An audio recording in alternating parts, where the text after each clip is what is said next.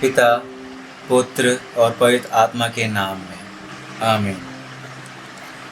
क्रिस्त में मेरे भाइयों और बहनों, आप सभी का हार्मोनिक एंथम्स में स्वागत है।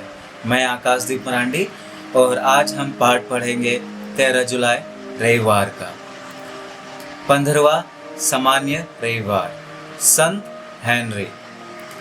पहला पाठ विधि विवरण अध्याय 30 पद संख्या 10 से 14। बशर्ते तुम अपने प्रभु ईश्वर की बात मानो, आज्ञाओं और नियमों का पालन करो और सारे हृदय तथा सारी आत्मा से प्रभु ईश्वर के पास लौट जाओ, क्योंकि मैं तुम लोगों को आज जो संहिता दे रहा हूँ वह ना तो तुम्हारी शक्ति के बाहर है और ना तुम्हारी पहुंच के परे। यह स्वर्ग नहीं है जो तुमको कहना पड़े, कौन हमारे लिए स्वर्ग जाकर उसे हमारे पास लाएगा, जिससे हम उसे सुनकर उसका पालन करें।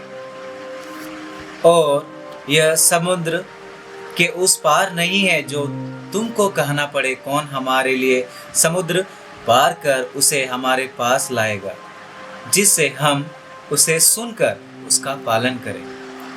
नहीं, वचन तो तुम्हारे पास ही है, वह तुम्हारे मुख और हृदय में है, जिससे तुम उसका पालन करो। दूसरा पाठ कलोसियो अध्याय 1 पद संख्या 15 से 20।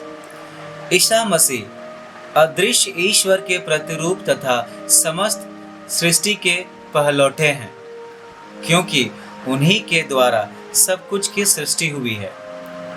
सब कुछ, चाहे वह स्वर्ग में हो या पृथ्वी पर, चाहे दृश्य हो या अदृश्य, और स्वर्गदूतों की श्रेणियां भी, सब कुछ उनके द्वारा और उनके लिए सृष्टि किया गया है।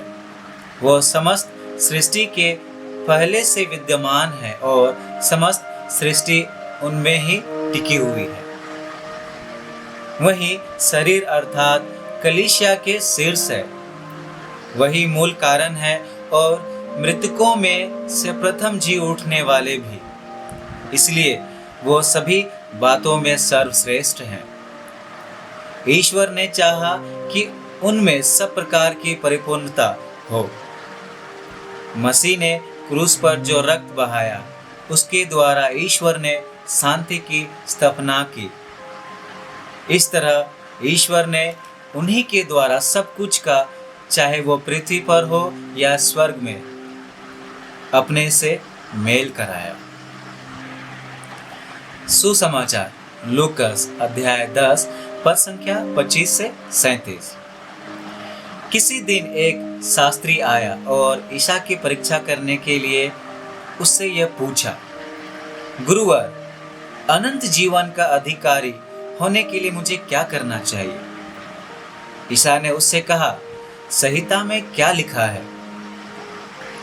तुम उसमें क्या पढ़ते हो? उसने उत्तर दिया, अपने प्रभु ईश्वर को अपने सारे हृदय, अपनी सारी आत्मा, अपनी सारी शक्ति और अपनी सारी बुद्धि से प्यार करो और अपने पड़ोसी को अपने समान प्यार करो। ईसा ने उससे कहा, तुमने ठीक उत्तर दिया, यही करो और तुम जीवन प्राप्त करोगे। इस पर उसने अपने प्रश्न की सार्थकता दिखलाने के लिए ईसा से कहा, लेकिन मेरा पड़ोसी कौन है? ईसा ने उसे उत्तर दिया, एक मनुष्य यरूशलेम से यरीको जा रहा था और वो डाकुओं के हाथों पड़ गया। उन्होंने उसे लूट लिया, घायल किया और अधमरा छोड़कर चले गए। संयोग से एक याजक उसी राह से जा रहा था और उसे देखकर कतराकर चला गया। इसी प्रकार वहां एक लेवी आया और उसे देखकर वो भी कतराकर चला गया। इसके बाद वहां एक समारी यात्री आया और उसे देखकर उसको तरस हो आया वो उसके पास गया और उसने उसके घाव पर तेल और अंगूरी डालकर पट्टी बांधी। तब वो उसे अपनी ही सवारी पर बैठाकर एक सराय ले गया और उसने उसकी सेवा शुश्रूषा की। दूसरे दिन उसने 2 दिनार निकालकर मालिक को दिए और उससे कहा, आप इसकी सेवा शुश्रूषा करें। यदि कुछ और खर्च हो जाए तो मैं लौटते समय आपको चुका दूंगा। तुम्हारी राय में उन तीनों में कौन डाकुओं के हाथों पड़े उस मनुष्य का पड़ोसी निकला?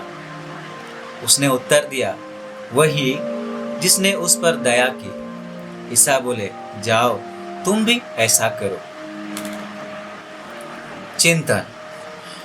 भले समारी ने अधमरे अनजान व्यक्ति की सहायता कर भले ही ठोस रूप से कुछ ना पाया हो, पर अवश्य ही उसने मन की संतुष्टि को पाया था।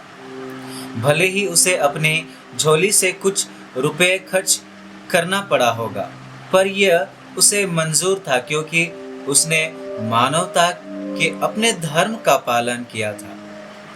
आज स्वर्ग राज जाने के संदर्भ में प्रभु यीशु केवल एक ही आज्ञा देते हैं, अपने प्रभु ईश्वर को अपने सारे हृदय, अपनी सारी आत्मा, अपनी सारी शक्ति और अपनी सारी बुद्धि से प्यार करो और अपने पड़ोसी को अपने समान प्यार करो।